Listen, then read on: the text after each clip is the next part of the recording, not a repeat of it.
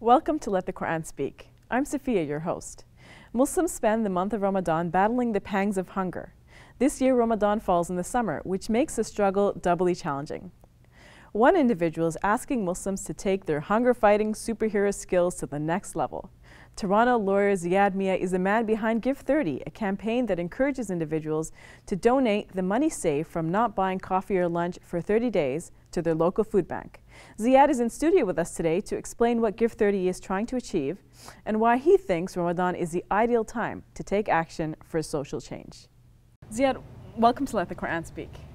Happy to be here, Sophia. Now, what I like about Give30, what I find interesting about it, is that it's a very simple idea, but it's also very compelling. Can you tell me a little bit about how you came up with the idea? Well, it was started as a little bit of a joke, Sophia. Okay. Many years ago, probably about more than 10 years ago, I was, everybody at Ramadan probably puts away their coffee cup at work, or because you're not going to be having your coffee, obviously, during the day. And I drink a lot of coffee and tea, so I was washing up my cup and then stowing it away in my cupboard there at the office. And a colleague asked me, "What are you doing?" And how is it possible to go without coffee? Exactly. And I said, well, Ramadan is coming and I have to fast and no coffee. And what a great religion, saves money. And I like saving money. So, I was just kidding around. And then literally at that second I thought, people do, it just kind of, I guess it took me a while to dawned on me that you do save money, obviously a lot of money, because you're not having your lunch, you're not having your coffee, your donut, whatever it is. Anything that you would have during the day that you're fasting from is money saved. So we're not asking people for any new money. So I thought, why don't we take that money and move it to something worthwhile? And Ramadan, I mean, half of Ramadan, everything in Islam, half of it is a spiritual connection and half of it is a physical action. Every practice in Islam that I can think of has those two elements, that yin and yang type of thing happening in there. So in Ramadan, we're learning about food, the importance of food, giving thanks, and then learning about hunger, and that there are some who in our world, in our community, that don't have enough to eat, and we should be empathetic and in solidarity with them, and then reach out and help them. So Ramadan's tailored to that message. So I thought, Ramadan, food, move that money to the food bank or to feed the hungry somehow.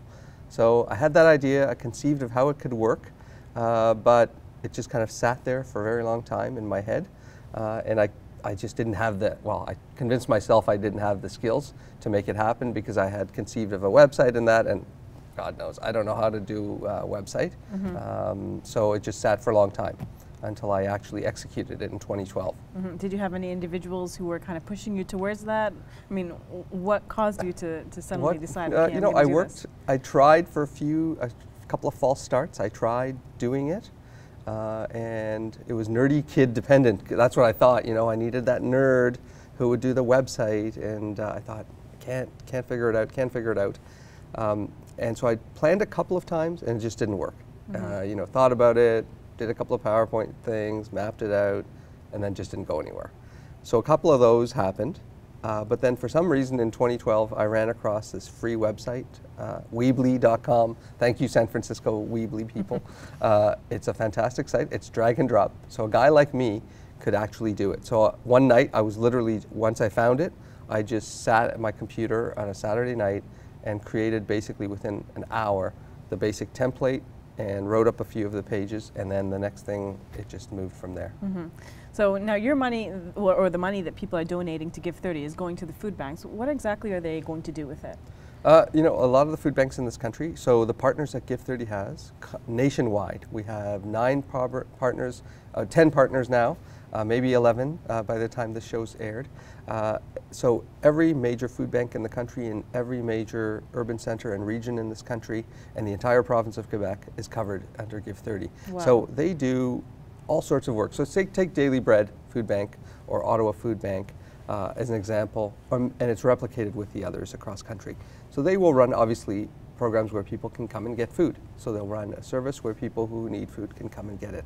But Daily Bread, for example, also runs training programs to give people employment skills in the food industry so that they can then become employed. They run a full catering kitchen there as well, that you can use those skills to run an event for yourself. They sell food there. They have classes, about public health, maternal health, and they run them from the food bank. And a lot of the food banks in the country do advocacy about the real causes of hunger. So we need to obviously feed people because there are hungry people here, but then there's underlying structural and policy issues that drive poverty and hunger in a rich society like this. Number one is affordable housing, and twinned with that is income. People don't make enough money. The minimum wage in this country is very low, and if you think about the cost of housing in the major centers, it's astronomical.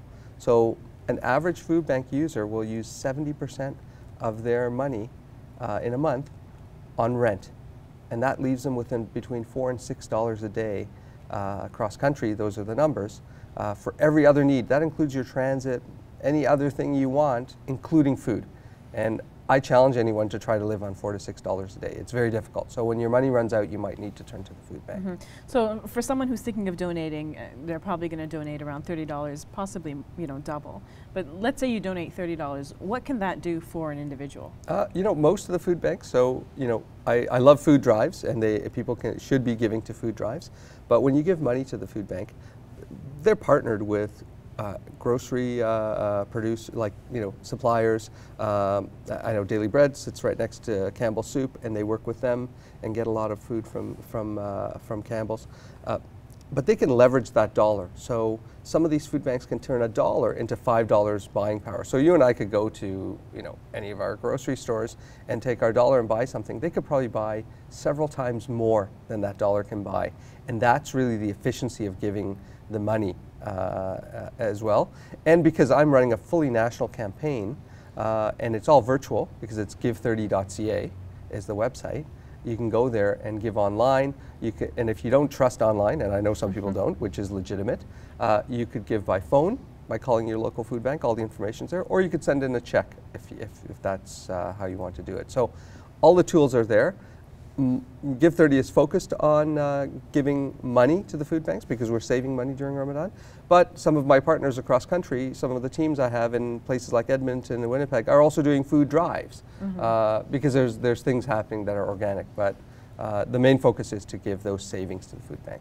I want to ask you about the demographic that uses the food bank. Can you speak about that a little bit? Well, it's quite diverse. I mean, you have people, say senior citizens, who are living on limited income, fixed limited income, pensions, and that is not enough to live on. If you look at if you just have CPP and no other savings, you're probably going to be turning to the food bank. People on social assistance and disability who can't work, those dollars aren't enough, again, as I said, to cover the cost of living in large cities in this country.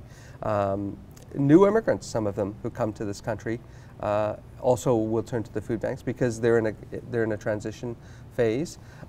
If you look at Food Banks Canada just put out a report. It's linked on Give30.ca if you want to go there and look at it. It tells you the face of the people who use a food bank is the face of this country, and it's quite diverse. So it isn't that there's a particular type of person that goes there. Each of us probably knows someone who might go there or has run into someone, but it's kind of an invisible thing that we don't see. So are there Muslims who go to the food bank? Certainly. I mean, certainly, because if we're talking about immigrants, but also people who just may not make enough money, because if you're working on a minimum wage job, you're not going to be able to make ends meet.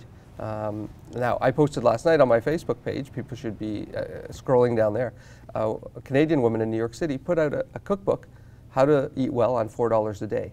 Precisely. She made it available free, which is fantastic. I mean, who does stuff like that? But that's the kind of person we need to give resources. So food banks are one solution, giving people education and tools to eat well, and also changing law and policy in this country, because kids are going to school hungry in Canada. This is like one of the wealthiest countries on earth, and that doesn't make sense. So some of these politicians who talk about cut, I'll save you $50 here or $60 here in your taxes, and you get fished in with that message.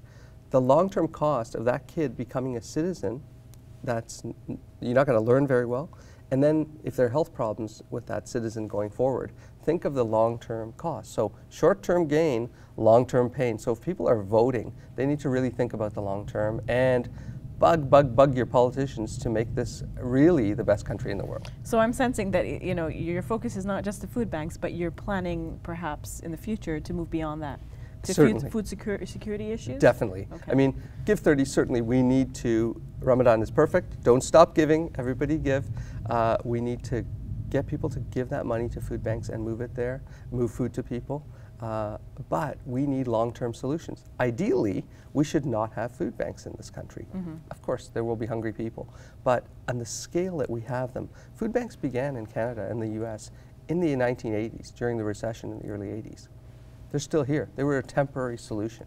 And that's telling us something about the economics of the country and what politicians have convinced us about how much of our money we should keep and some of the policies that we're not implementing in terms of human dignity. So how can we help Give30? First of all, I would, the first thing is obviously go to the website, have a Donate. look, and donate. There's donate buttons all over. Like, there's no, I'm the one-click guy. So anywhere there's a donate page, you can click that. It will offer you a choice of food banks across country. So pick any one you want, whatever affinity you have, whether you live there or grew up in that city. Do that, please. The next is like the Facebook page, follow on Twitter if you're on Twitter, and then push it out, spread the news, and send a personal email or phone call to at least 30 people you know. Because that personal saying, I gave to this thing, I trust it, makes a lot more difference than me, Ziyaad Mia, contacting someone. They don't know who I am, but they know you, and if you've trusted to hand over your money to Give30 through the campaign, then your friends might join. And this has really, the Toronto Star called this a movement last year. Man starts movement with coffee cup. I thought it was a bit of a stretch. Thank you, Toronto Star. This year it really is a movement. Yeah. It is the face of Canada. You see every kind of person involved in our campaign behind the scenes, and you see every kind of person giving to this campaign. Why do you think all Canadians should join in your movement? Because you know what, Sophia, the principle that we talked about in Ramadan, it's so straightforward and simple. I call it cola. Every religion is basically cola, teaching you the same things. I dare anyone to find a religion that is not to help those who are in need. So every person of faith can come together on this. And even if you're just an atheist but a moral person, I have atheists who are some of my biggest supporters, but they are moral people and they believe that we should reach out to others and build a better country. So that's what's the glue here. Yes, it happens during Ramadan. You need a marketing hook, right? Because you can't run it all year round. So it happens in Ramadan, and Ramadan is tailored to it. But this glue is something that can pull everyone in the country together and address a specific problem that is nationwide. So I guess we'll encourage people to visit your website, give30.ca. Yes, please. And your Facebook page? Yeah, that's all linked. So if they go to the main thing is if they get to give30.ca, the Facebook, Twitter, everything's sort of the portal to the world of Give30 is there. So I invite them to go there. And I love that you can choose which food bank you want to donate to. Yes, as well. so if you grew up in Vancouver or born in Vancouver, but you live in Toronto, but you still want to give to Vancouver, you can do that. You can do that. And if you're super wealthy and you want to give like $1,000 to every food bank across country, I invite you to do that and tell us about it so we can tell people about your generosity. Ziyaad, thank you so much for coming for this interview. We really appreciate that. Thanks, we Sophia. hope we give you, the best of luck for your Give30 campaign, and hopefully you guys do raise a lot of money this year. Great, thanks. With your support, I think we can. I will, thank you. All right, we'll take a break. When we return, why do Muslims fast in Ramadan?